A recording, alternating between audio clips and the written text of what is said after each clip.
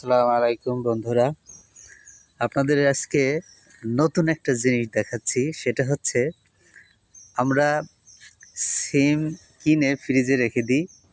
ফ্রিজে রাখার পরে অনেক দিন হয়ে যাওয়ার পরে আমরা যখন ফ্রিজ খুলে দেখি তখন দেখি এই সিমের চারা গজিয়েছে। তো চারা গজানোর পরে আমরা সিমটা এখানে রোপণ করে দিই, একটা টবে রোপণ করি।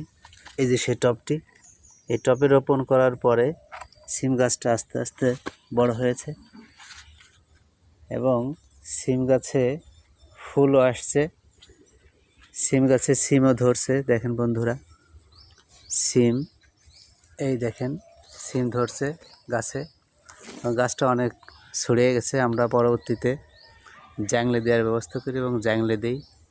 জ্যাংলে দেওয়ার পরে গাছগুলো আরও অনেক ছড়িয়ে গিয়েছে, ফুলও আসছে। আশা করা যাচ্ছে এই শীতে ইনশাল্লাহ অনেক ফলন হবে। সবাইকে ধন্যবাদ।